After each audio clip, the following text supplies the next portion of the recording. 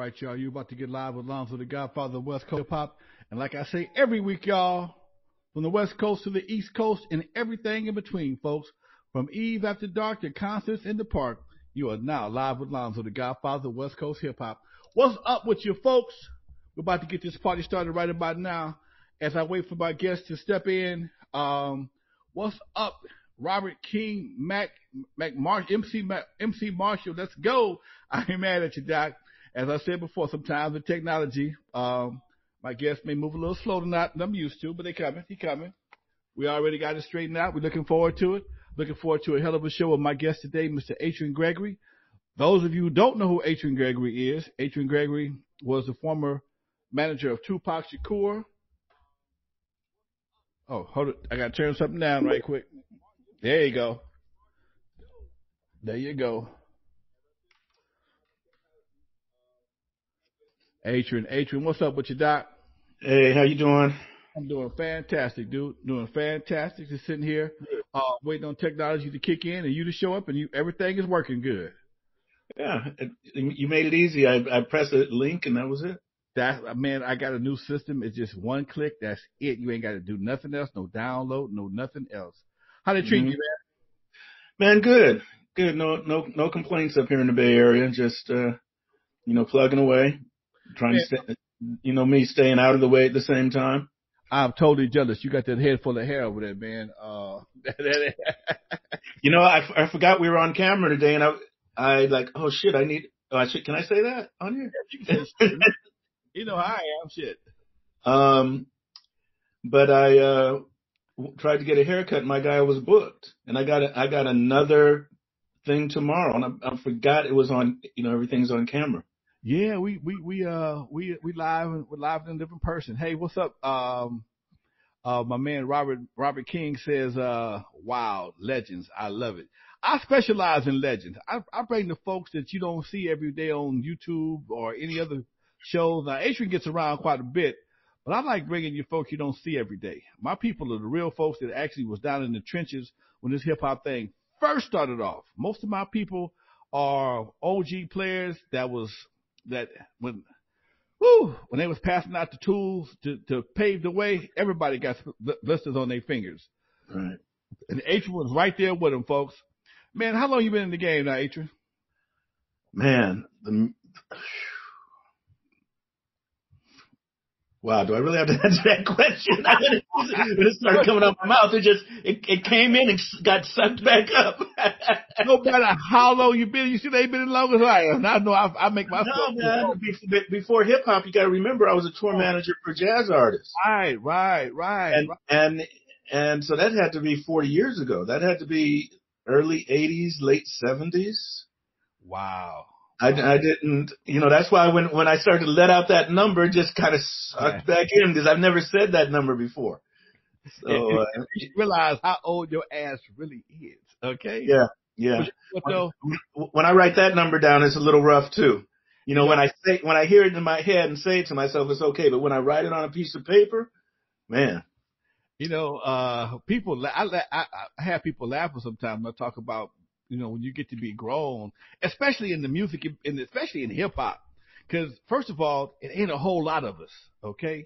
In the hip hop game, if you got 20 cats that's really over 60, I can't think of many guys that's really still in the game or in the music industry, period. Most of the guys, they've gotten rich and they moved on to something else. They retired completely, or they're doing something like Russell. Russell's, made his money. Hey, I ain't messing with that no more. I'm doing something totally different. Sure.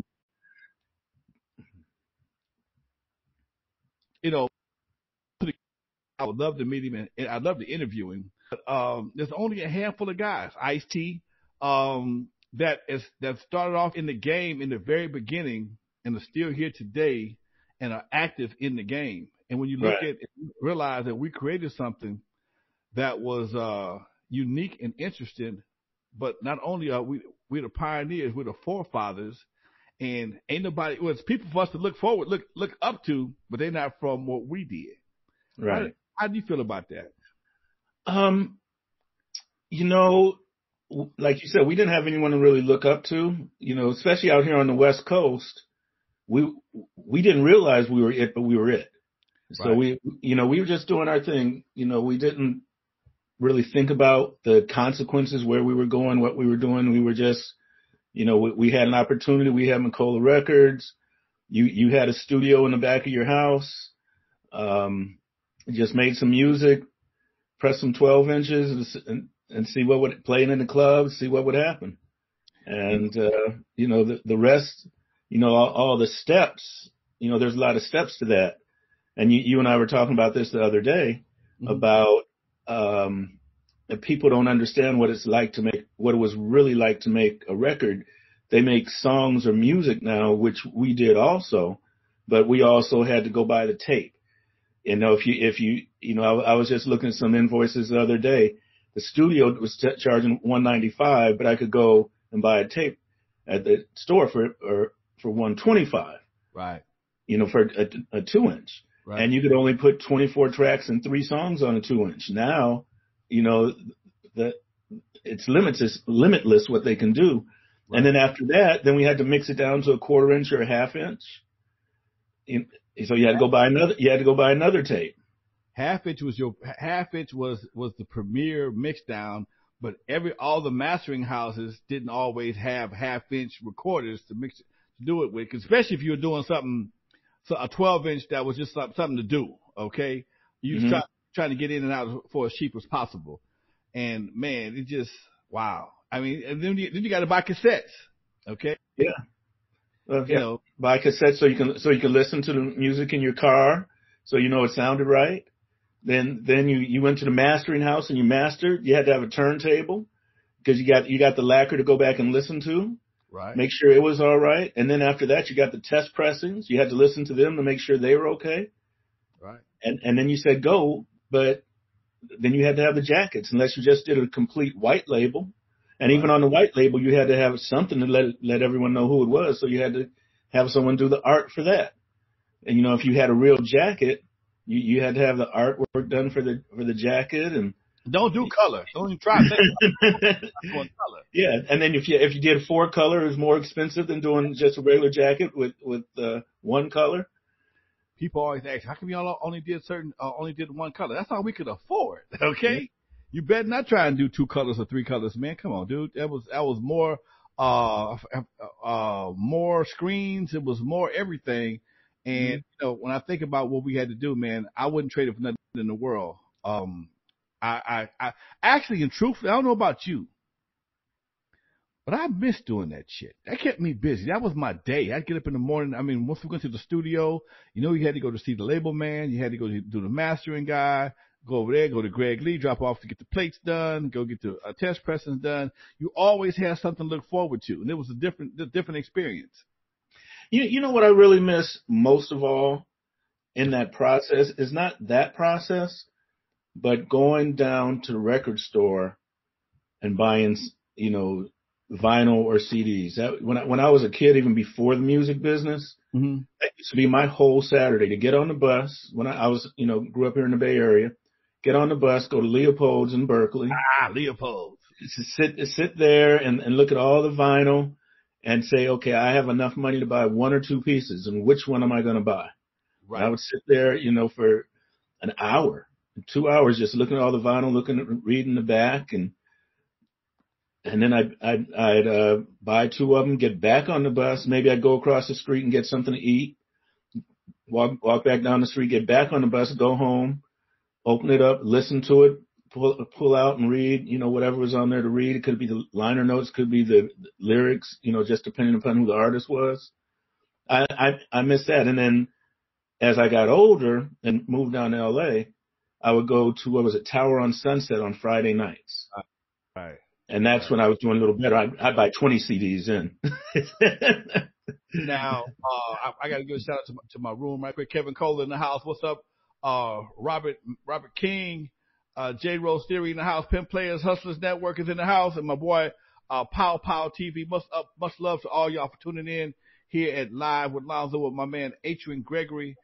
I remember, man, here's something that was really crazy.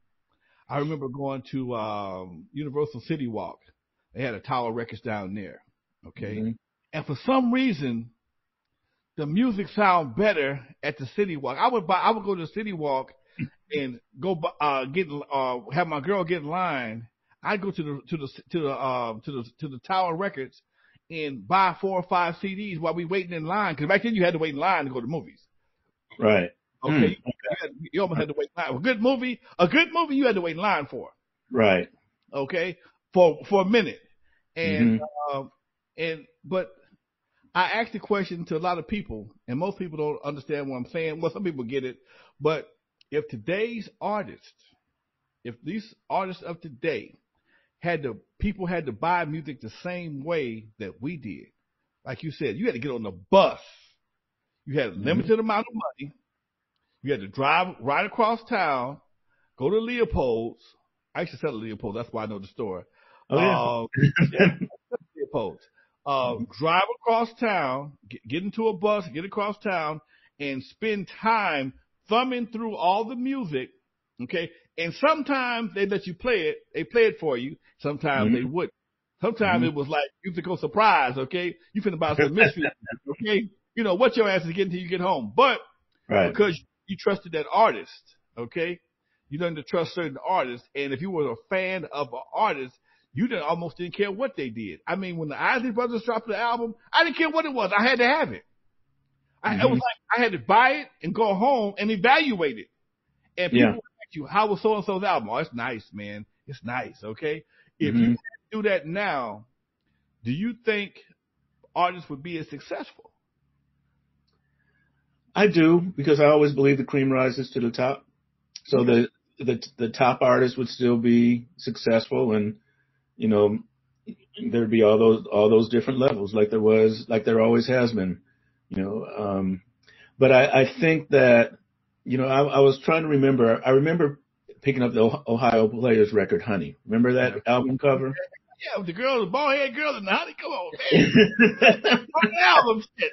And I'm trying to remember whether or not I knew the song, or did I just get it for the art? And I was hoping the music would be good. I don't remember, but I remember looking at that, and the way Leopold's was set up, in the middle of the floor, there'd be a bunch of vinyl, and they'd be flat. They wouldn't be in the bin, so they'd be flat. Okay. And so you'd look down at all, and that was one of the records down there, and I remember picking that up. I just don't remember if I went to get it or I got it because of the album cover. And the reason I say that, because you know, I'm into a lot of different music. I'm into jazz and hip hop and R&B. You know, I mean, I grew up on even on some rock and roll that I loved growing up on. But if I go all the way back to the early jazz fusion days, Miles Davis's "Bitches Brew." Remember that record? Yeah, I remember that. To see that on an album cover was, oh my God. Right, exactly. And it was the same type of thing with Ohio Players. That's why I'm going back there. But you know, "Bitches Brew" was like that record that catapulted a certain, you know, jazz fusion, jazz rock to a certain level for a period of time. And it was kind of the same thing. You know, people looked at that album cover and might have been so shocked by those words and what the album cover even looked at, you know, looked like, that, you know, they might have picked it up just wondering what it was. And so I think the one thing that artists have to do now is still pay attention to their art, because there are people that are interested in looking at their art and what their album covers look like. I mean, the Ohio Players made you collect their album covers. Okay, they made you with them bald head chicks, the snake, the pain with the masochistic stuff on there, hoochie coo, all these strong, beautiful black women. I think most of them were bald headed. Was it the same girl over and over again? Was it the same girl? I don't know. I never cared for bald headed women till I never thought I even cared for a bald headed woman until I saw Ohio Players, because they kept a fine bald headed woman on there, and a lot of their stuff was very risque for the time. Okay. Yeah. We know what honey represents, but you couldn't say honey. You know, you had to say honey. You couldn't say what it really was. Sure. And it just made for a different time, man. Like I said, you bought the album for various reasons. Hopefully the music was good, but we supported the artists because we like the Ohio players. I love the Dramatics. I love the Isley Brothers. Anything the Isley Brothers ever done, I bought it. I didn't care what it was. Sight unseen. Because the Isley Brothers were known back in the day to drop right before most of their albums would take you throughout the whole summer. Okay. And that was something I remember in the 9th grade, 10th grade, summer school. Then Earth, Wind, and Fire started doing the same thing in high school. They would drop at the same time, and it would take you through the summer, okay? And, it was a different time. I enjoyed it. I obviously, you did as well. But before I go any further, I got to give a shout-out to one of my boys here. My man says, he says, Robert King Marshall says, he used to actually walk from 29th and Western all the way to Eve After Dark to hear the best music and enjoy the best party of all in Los Angeles. And man, that's 29th. Let me explain to you how far that is, okay? 29th. The Eve After Dark is on 129th, okay? Wow. 129th. That's 100 blocks going south, okay? Western, you got to cross Western. You got to go from Avalon, San Pedro, Avalon, San Pedro, Normandy, Vermont, Western. Okay, so you're about 3 or 4 miles east and 100 blocks north of Eve After Dark. Much love to you, baby, because you're the walking ass. Okay, okay. But I've heard stories like that before, man. Egyptian Lover and Snake Puppy used to walk from Watts, like 69th and Watts, to Eve After Dark and walk back home. But because back then you could do that, okay? Right. And that's amazing, man. I see somebody else's album covers absolutely sold millions of copies without a person ever hearing the music. And that's very true. That's very true. That was part of the marketing. So I have to cut you off for speaking of the album covers. I did the art on 2 of those album covers behind you. The one where you're sitting on the car in the blue. I did that album cover. And I did the black and white album cover for Turn Off the Lights. And I took the pictures and did the art. It's not great. Maybe that's why I had to change my occupation, but I did do it. Man, you know what? I think we was hustling and grinding so much back there. I mean, you were a photographer for me. You was my right hand man. We rolled together. We argued. We debated. We had a lot of fun. Okay, we had a lot of fun back in the day making records, but we never worried about getting shot. That was the last thing on our mind, man. That's true. We never thought about it. We never worried about getting shot. We never worried about the artists that we dealing with getting shot or somebody coming through doing something stupid, because that was not in the air. And it just amazes me how things have changed so dramatically, man. I was just on a call before I did this show, and we were talking about we were talking about artists. Man, me and my guys were talking about artists who we never heard of that got shot or got killed. And other guys I never heard of before. Now I'm seeing commercials for a movie with Pop Smoke. I'd never heard of Pop Smoke before he got shot. But now the dude was obviously doing something. Yeah, sure. I'm sure. Because he got a movie. He had an album coming out. But the man never got a chance to go to his own fucking premiere, man. Dude, this is crazy. That's insane to me, man. That's totally insane to me. Yeah. Well, early on we didn't have to worry about it, but hit the late 80s and on, you did have to worry about it. You definitely had to worry about it. I know. I mean, at least in my case as a tour manager. Okay. Because I went out as a tour manager and there was a lot of stuff going on in those cities. I think we did one. Oops, sorry about that.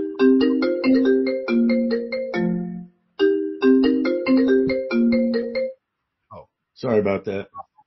You and I think we did one tour together, collectively with Easy and NWA. I never forget that. And that was kind of it kind of kicked the plug out of me for touring back then, man, because Record Crew was the only non-gangster group on the show with us, Just Ice, Ice-T, NWA and Eazy-E and somebody else that was all pretty much gang related, gangster rappers or whatever. And the vibe had changed so much. It was like it stopped being fun. You know, who wants to get on a bus, hop on a plane, or go across town, have to defend yourself in somebody else's hometown? That don't make no sense. Yeah, that's definitely what it was like. So before we, I have to stop and do a couple. I'm gonna do a couple what I call shameless plugs. Go for it. I have my new project called the Solo Piano Group. I need everyone to go to my YouTube channel and subscribe. It's called the Solo Piano Group. Go to my YouTube channel, subscribe. You can follow us on Instagram and Facebook. So, but I really need people to start subscribing to our YouTube channel specifically, Solo Piano Group. Now, back to what you were saying. Yeah, it was a trip. You know, things shifted. I mean, and I don't, the question is, did they really shift, or did we just start getting an experience that we didn't have before? Because I'm sure in the 60s, it had to be crazy. I mean, and I don't know, if it was just crazy as it related to racism when you were traveling, or if it was crazy all the way around. But there was definitely still crazy in the 60s. You wonder about the Roaring 20s. You know me, like I get way into the history of the music business. So, you wonder during those time periods, you don't know. I mean, we'll find out. We're going to have another Roaring 20s in about a year or so. Right. Again, I think. I remember even at Woodstock, that was in the 60s. They say that the Hells Angels and the Mongols got into it out there. Okay. Mm-hmm. But that's one thing, but that still wasn't the artist tripping. Okay. I don't ever recall Jimi Hendrix having a fight with Blood, Sweat, and Tears or Cheech and Chong or something like that. And I think that's the part that makes it much more difficult to understand. From a venue owner's perspective, you got to watch the clientele and the artist. Come on, man, that's too much watching. That's too much. And I passed by my old club today, even after dark, and I thought about if they wanted me to come, if they ever asked me, because the old man passed, and they, rumor has it, I don't know what's going on, but one of his sons has asked me, man, you think you might want to come back? No, man, I ain't interested. I'm not. It's changed. Hey, man, I'm gonna tell you something. What? Your business next year, and maybe not this year, but next year, you're gonna be hot. Because I'm telling you, it's gonna be like the Roaring 20s. I have people calling me all the time. Should I open a club? I'm thinking about doing this. Like, not this year, but next year. If people can get out and can be together in clubs like that again, it's going to be crazy. Not crazy like dangerous, just crazy. People want to do stuff. And if you figure out the right thing for them to do, they're going to love it. Maybe so, but I'd rather be in the DJ perspective. I don't know if I want to be stuck in management no more. Management, especially in the hood, can get kind of crazy, dude. Because, a lot of times, one thing about alcohol, it changes people's mindset. You get a person full of alcohol, and the guy, hey, how you doing? You motherfucker, you ain't, hey, man. Yeah. He had about a shot of Hennessy, that thing done changed, okay? So, and I always stay sober at the club. So I never drank anything like that, just to make sure that somebody in the room had a level head. Mm-hmm. And sometimes it can just like in hip hop, they kind of suck the fun out of the stuff for me, man. So I kind of lost interest in that part. Anyway, let's get back on you. My boy Kevin D says something that I was talking about today. That's back Total Experience. You remember Total Experience? You remember that was Lonnie Simmons' I remember the name of the club. I don't, whether I went or not, I don't. If I did, I didn't go that much. You got to remember, I was kind of broke back then. I couldn't go too many places. So I don't really remember whether I went or not.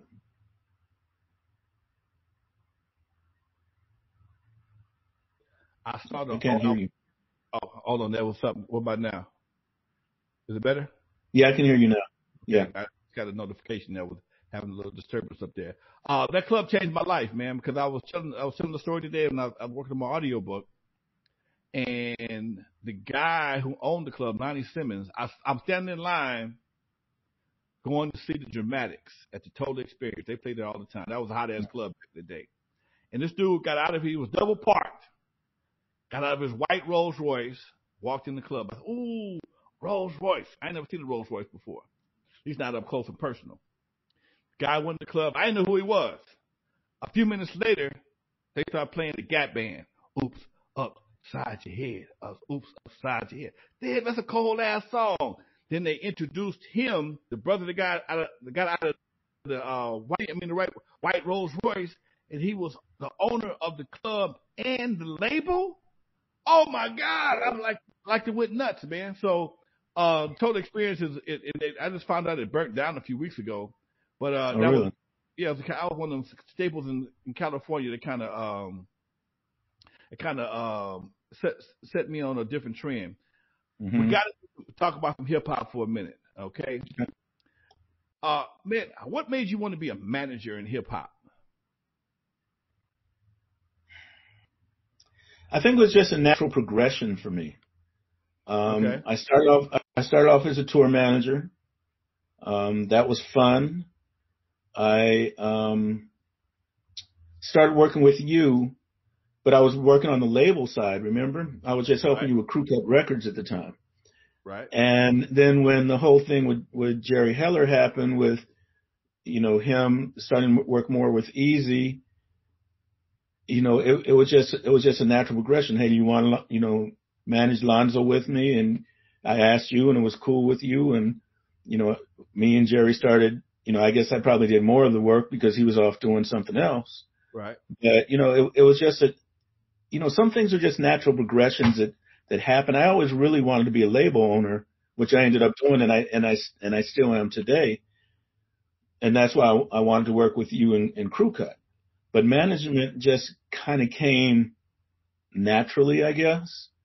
And being around Jerry and understanding what management was all about. And I like the idea of being able to help people, to help artists, and help people see their dreams. I really love that and really enjoy that. And, bringing art to the masses so they can enjoy and have some peace in their life.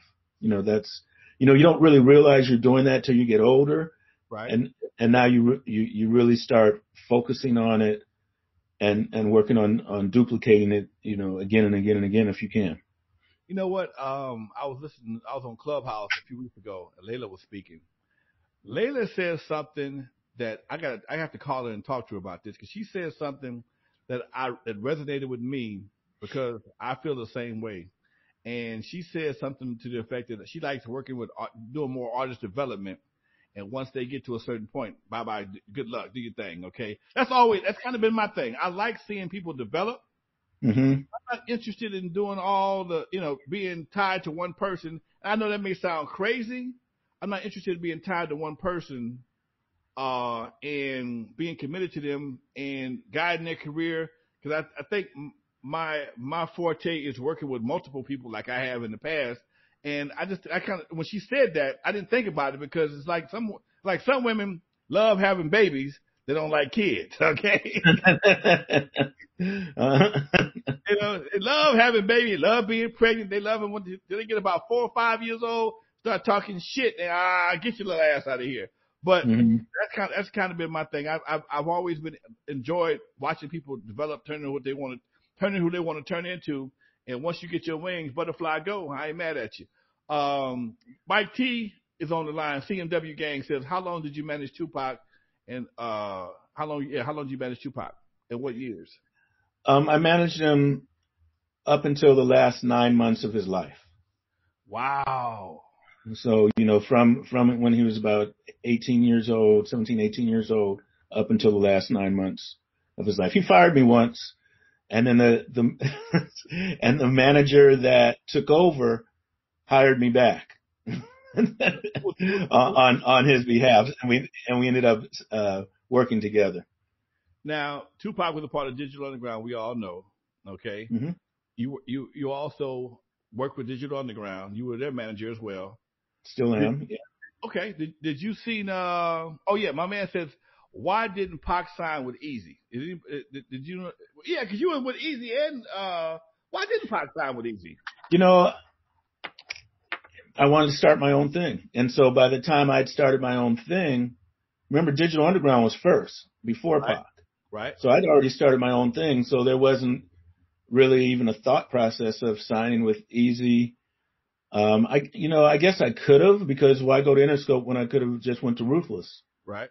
I was just, it's like Jerry, a lot of people have a lot of things to say about Jerry, but I spent a lot of time with Jerry, and Jerry mentored me on how to do the right things. Okay. What he may have done or not done, I even learned what not to do in some cases with Jerry.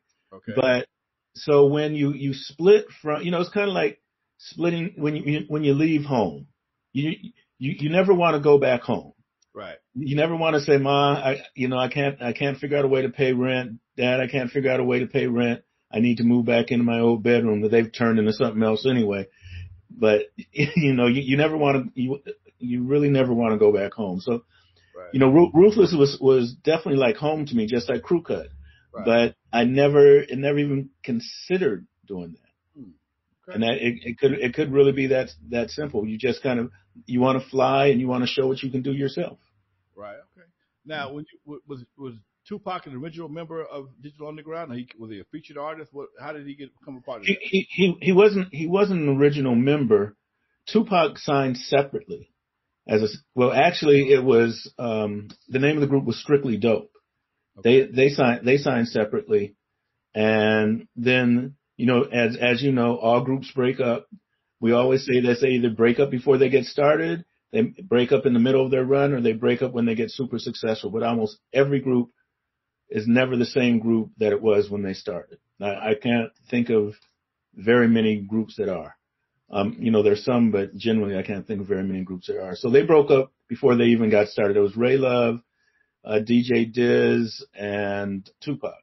Okay. So then we started doing demos on Tupac, and it was very hard to get a deal at that time for whatever reason. And Digital was getting ready to go on tour, and the short story is that, Shock agreed to take Tupac on tour with him. And then when he did that, Tupac started doing a verse here and there. And then when it was time to do another song, it was just kind of again, just like me in management, him as an artist and a rapper, is natural for him to be in the next song that was going to be a single, which was Same Song. Okay. Yeah. That movie that song was in. Okay. That was the strangest goddamn movie in the world. Okay. Nothing but trouble. Yeah.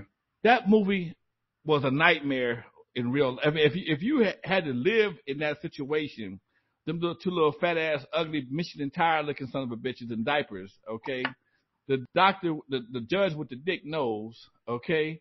The crazy ass elevator that shot you. Slide that shot you downstairs into a dungeon of license plates and bones and shit. Man, that's a nightmare. That's literally a nightmare. Okay. Mm-hmm. The city that is sitting on top of, I don't know, mines or iron fields or whatever it was, and it just was one of the movies. I like it, but it's not a movie I watch at nighttime. I'll tell you, man, that was my first experience on a major motion picture, and it was a great experience. Because I believe they spent $30 million on that movie back then. Back then. That was a lot of money. And I think I always looked at it as Warner Brothers appreciation to Dan Aykroyd. Okay. Here's some money, do whatever it is you want. You've made us so much money. Do what you want with it. And all his friends came and were in the movie with him. Okay. Yeah. John Candy, his sister, like that, daughter or something like that. She wouldn't see mm-hmm. And the crazy ass bailiff. But it was just so offbeat. It made it for a good movie. But like I said, it was just shy. I wouldn't call it a horror movie. It wasn't a horror movie, but it just was some weird shit. If you ever experienced that in real life, that's some shit that'll fuck you up. You need to start something. I never thought about that because, obviously I've seen the movie, but, I was also on the set of the movie. So when you're on the set of something, it has a whole different vibe than when you actually see it. So I didn't even look at it. But, a lot of the shooting was at night. Okay. And, yeah, but it was a crazy time.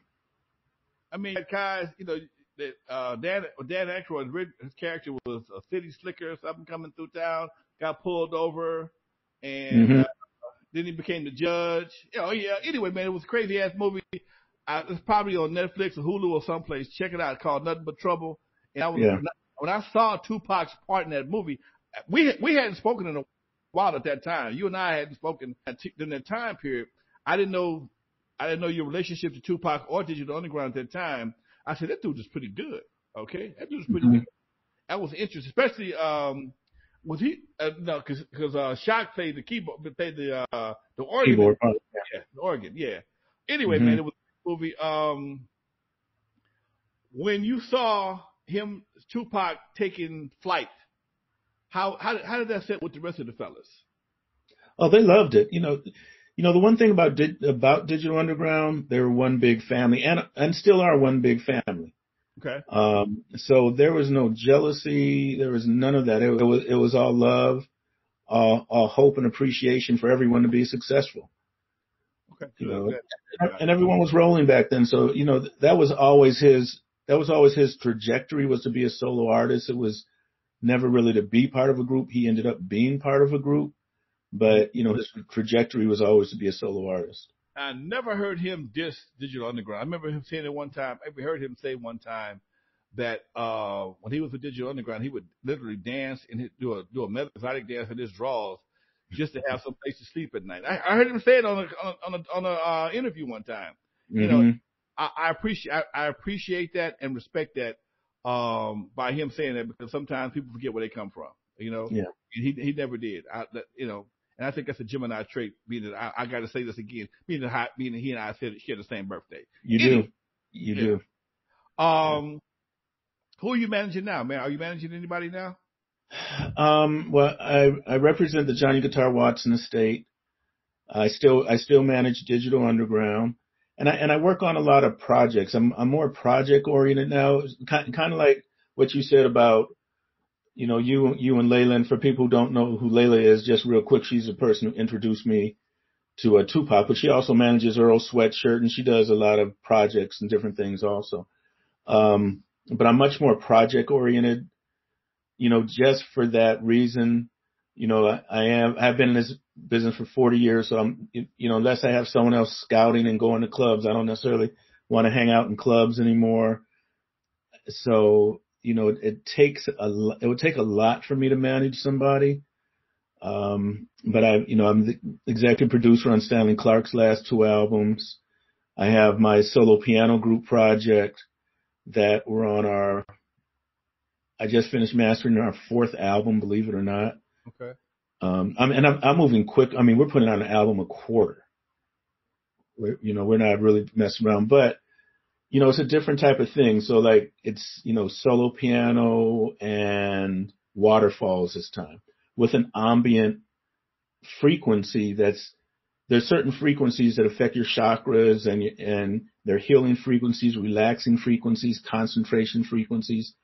So we're doing a certain frequency, 432 hertz to be exact, in the music to help you relax. And I'll have to tell you a story, man. It's really interesting to me. It's a personal story, and it's just happened to me this past week.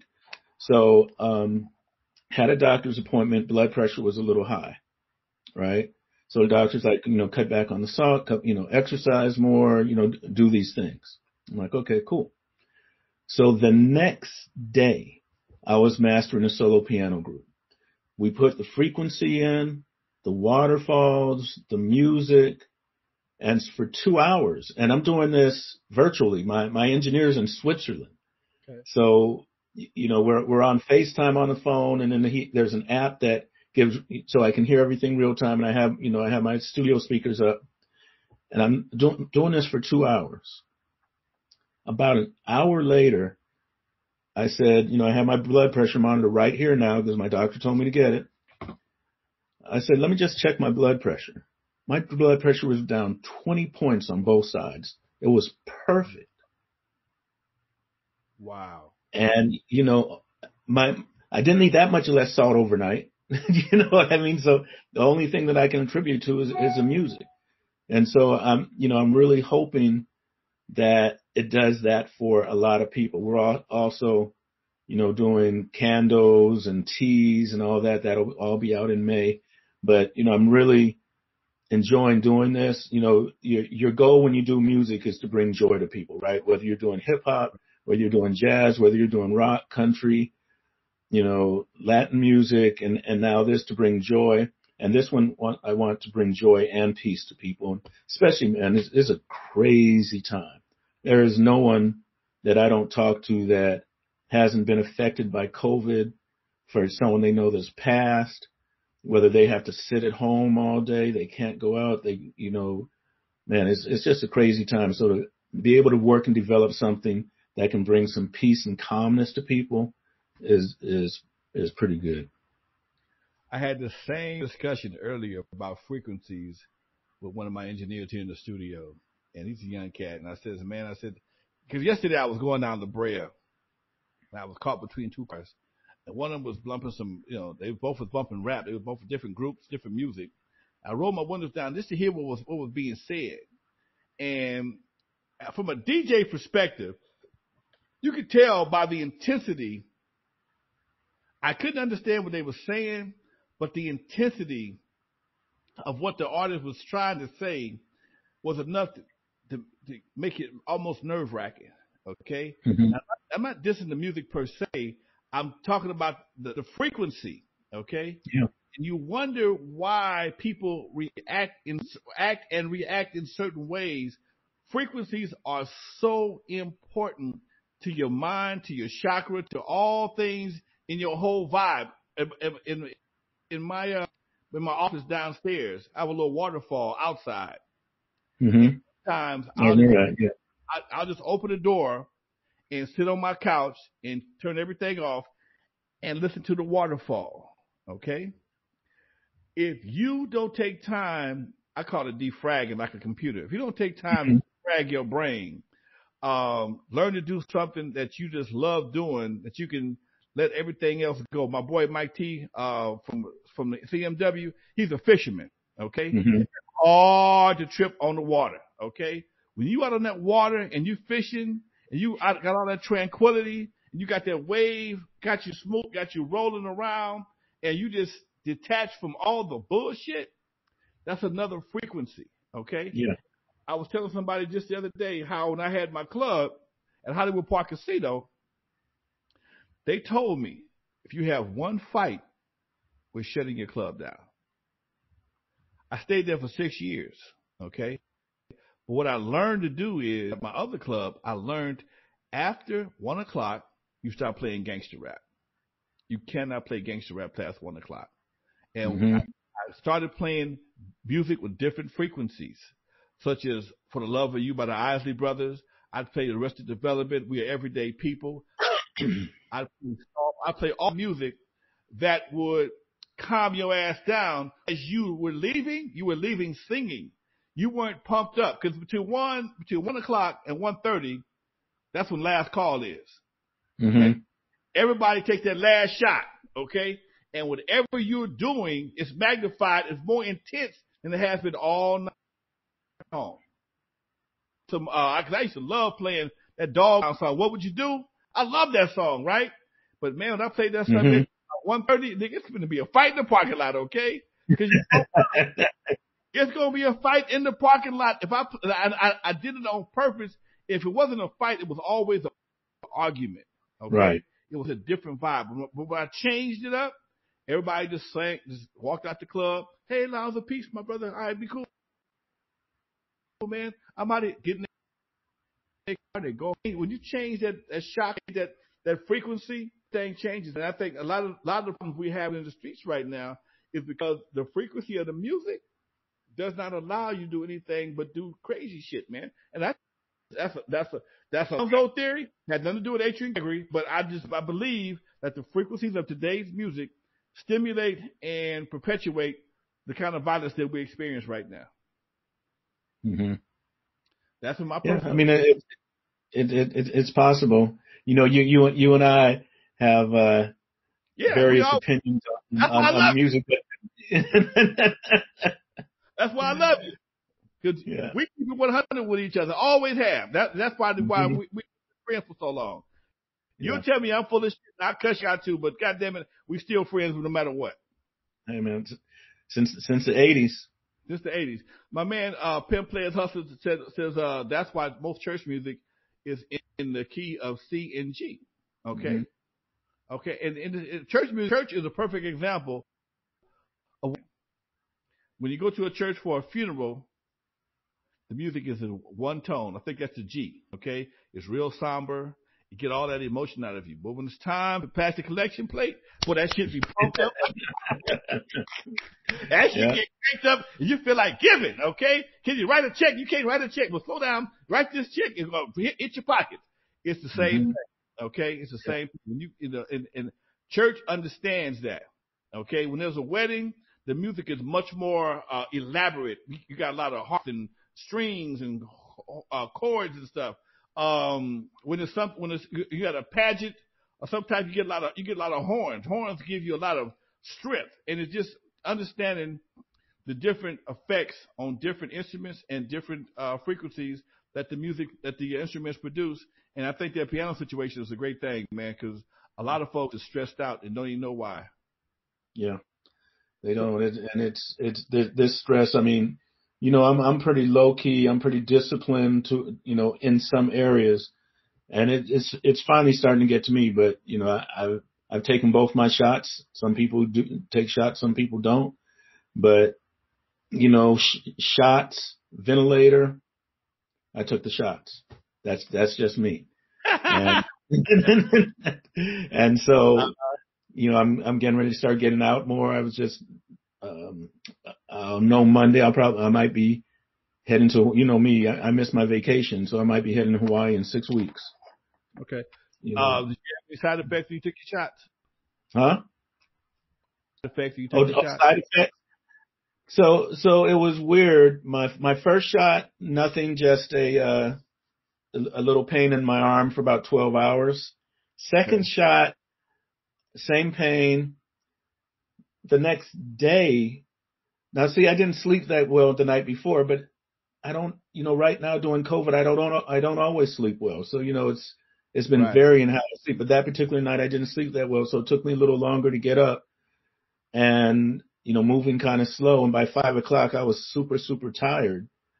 And, I got in bed early.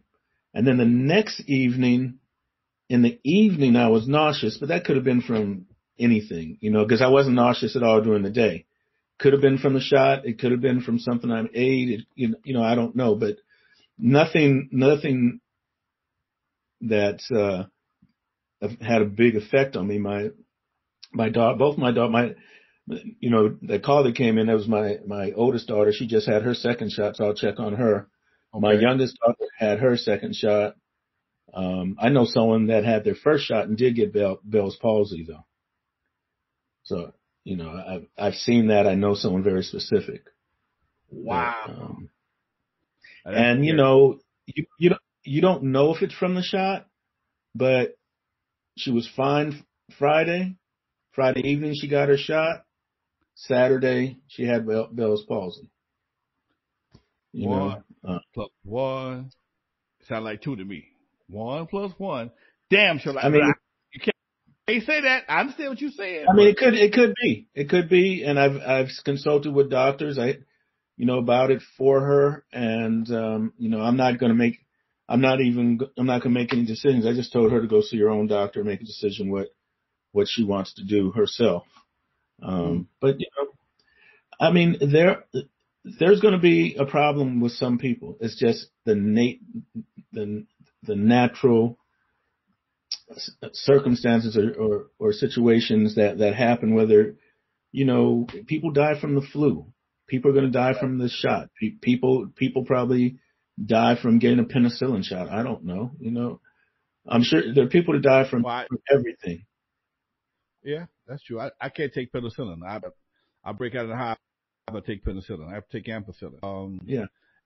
Uh, I'm kind of waiting on the set on a little bit more perfection. I mean, I'm not saying I'm not to take it. I ain't no rush to take it. I'm not in a rush to take it.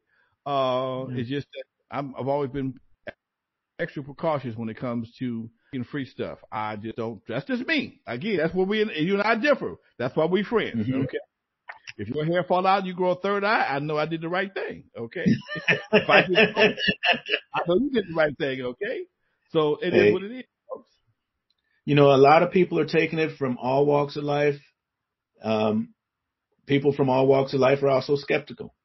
And right. I get it. I just, again, that was just my choice because I had to weigh, you know, my age, my health, ventilator, no ventilator, wanting to get out and do things and feel more comfortable. You know, that's everyone has their own choice to make. I made it. I know a lot of other people that made it. I know a lot of other people that went the other way, you know, so, I mean, go ahead. No, I was just saying, you know, you just don't know. My girl Angie said, is just talk to people. Just talk to my person. My thing is, why haven't people stopped dying since so many people are getting the shot? Isn't that the purpose of it? I got a prayer list for 19 shot takers, who I can hear. Okay, so it sounds like she had some people that took the shot and still got sick. I'm going to take it. I'm going to listen to Dick Gregory and the Ancestor and Minister Farrakhan. Okay. I mean, I agree with that. So I took the shot. I take vitamin D. I take zinc. I take C. I drink apple cider vinegar. I take a multivitamin, and I take what is this stuff? The stuff you put in the smoothies. Viagra. CMOS. Okay. CMOS. I do it all. I'm doing everything I can to protect myself. I'm doing all the vitamins I was told to do. CMOS. Doing more exercise and the shot. I'm trying to be here. So what if it takes all of it, then that's what I'm gonna do. And if I die tomorrow, I made an effort to stay here. That's all I can tell you. You know what? And I'm gonna say I take a regimen of vitamins every morning. My daughter turned me into another vitamin situation that contained I forgot the name of it, but I've heard several things about this. And not only does it supposed to help you build up your immune system, it helps you stay regular, and that's always a good thing for an old dude. Absolutely. Okay. And, I don't take flu shots 20 years ago, and everybody around me in my family take flu shots, and she's always sick with the flu. You know, that's just me. I've just got my own suspicion. I think my body may work a little bit different. When I was a kid, just so you know how my body works different. My mom, we'd go fishing every day. And my mom, we'd go fishing out there by Harper Park. It's a beautiful park right now, but back in the day, and we go out there fishing, and the mosquitoes would be so bad, you could almost. Mosquitoes would eat my mother alive. My mother and my sister wouldn't touch me. Okay? Don't know what it is about my blood. I'm not really that mosquito friendly. Tasty to mosquitoes. It's something different that I noticed back then. They come back, be all bit. I might have one or two bites at all, and she could never understand that. So, thank God I've been relatively healthy, and maybe 2 times in my whole life, and I had a few colds, but I also think I had COVID at the very beginning because my buddy had it for sure before they even named it COVID, and I went by to visit him, and I got sick, okay, but I wasn't as bad as a lot of other people were. So Right. COVID situation hit different people in different ways. Asymptomatic. Some people just got a fever, some chills, and was back up and functioning 4 days later. And some people died. Yeah. One good friend died. Yeah. I mean, I know people that are what they call long haulers, getting ready to go on disability.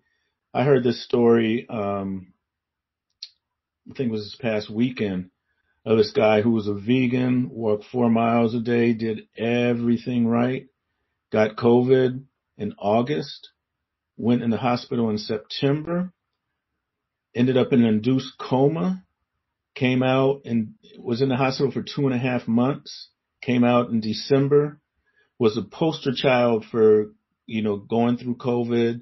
They felt because of his health and, how well he took care of himself. Mm-hmm. December 28th, he died. Wow. From complications from COVID. Wow. And so you just don't know.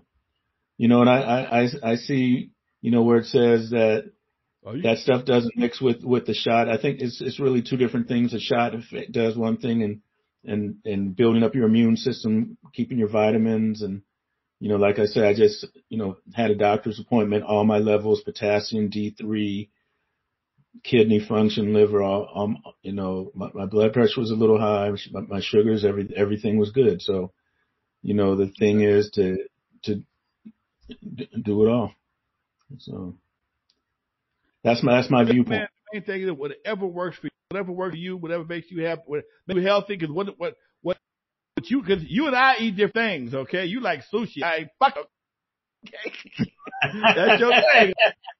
Last time sushi, I ended up with hives and drunk in my sake and singing "Don't Disturb This Groove." That anyway.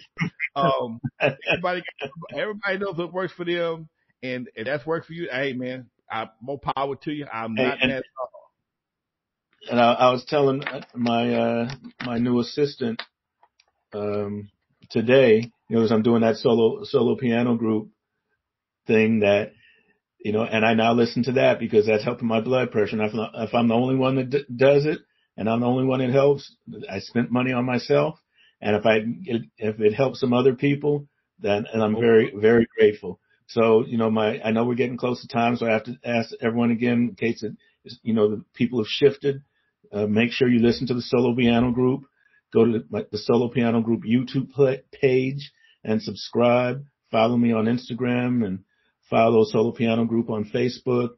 Myself, Atron Gregory on Instagram and Solo Piano Group on Instagram. I mean, I think people will like it, and it helped my blood pressure, and I'm going to continue listening to it, and hopefully it'll continue to help my blood pressure and help others. So. And when I go to Hawaii, I'm going specifically to I'm get one of those Zoom tape recorders and record the waves for the next project. So, if I was you, I'm gonna give you some unknown. If I was you, I would record you before and after music and put it on your YouTube channel. I would record that's a good idea. Before and after. Here's my blood pressure prior to me listening, and we're off of it. Let the camera watch, or at least let them check it and keep it a consistent situation so they can see how it really affects you as a person. Your pressure went down 20 points. Just the music in it's coming into your body. Mm-hmm. And because I do my best thinking when I'm driving. Mm-hmm. I do my best thinking when I'm sitting in the jacuzzi. For some reason, those two things stimulate my blood, let me get flowing. And the other day, I took a ride to my daughter's house, which is about an hour away. I cranked up my music. It was just in my and dude. I got to her house and I went there and back. I had a great time. And we didn't do nothing, but it just was relaxed, just to be able to enjoy, do what you do, listen to what you want to do, and the same thing with your stuff right here. But yeah, I would definitely record that, man. Make that a part of your maybe your part of your marketing. You will. Okay. All right. Alonzo, that's a good idea. Thank you. Okay. One more time. Tell them how to find you, Adrian. Atron Gregory at Instagram, Solo Piano Group Instagram, Solo Piano Group YouTube channel. Please, please, please subscribe. Get your friends to subscribe. Listen to the music. I think you'll appreciate it. Our most recent release actually comes out tomorrow. It's a single called Essence, and our song before then, our album before then was Piano and Rain, and that's really, really, really, really nice. Okay. So you can find me on it's who's actually so there's 1, 2, 3, 4, 5 pianists now, and some of them are teachers. They run college programs. One of them does underscores for like the History Channel. It's not really artist oriented. I tried to do it. Remember Menudo back in the day? Yeah. And you didn't really know who the artists were. You just knew the name of the group and you knew the songs and the artists, because they were always teenagers. So when they got old enough, they'd have to be replaced with another teenager. Remember? Right. And so I actually took that vibe where we're not promoting the artists. I'm happy to promote them. They're friends of mine.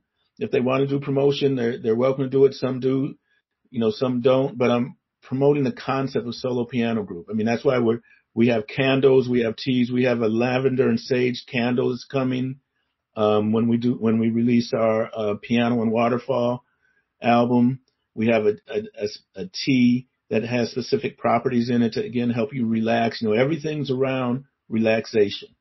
And so, the artists, the pianists are very, very accomplished pianists. One of the other ones is the pianist for the touring Count Basie Orchestra. Okay. So they're super, super accomplished musicians. But they're not, they also teach and do other things, but everything they do is around music. All right, man. My boy, my partner, my friend, longtime friend today here on the show, my boy, Atron Gregory. Thank you for coming out. I appreciate all the information and history and all the sharing of the memories. Let's keep on doing this for another 35, 40 years, man. Hey, man, let's do it. Thank you for inviting me on, man. It was fun. All you got to do is call me and I'm there. You know that. All right. Everybody in the chat room, my girl Angel, my boy Coben, the Pimp Players Hustlers Network. I see Brazil in the house. I feel like Hobo Kelly. I see Brazil over in the Covina. I saw us over there. In the meantime, folks, it's your boy Lonzo, the Godfather of West Coast Hip Hop, and I will see y'all next week. Next Thursday, my guest is Captain Rap. Y'all remember Captain Rap from back times? He's gonna be my guest here on the show next Thursday, y'all. Great brother, got a hell of a story. Check it out next week, y'all. You're live with Lonzo every Tuesday and Thursday. Peace in the streets. We out of here, y'all. Atron, peace. All right, peace, man. All right, folks.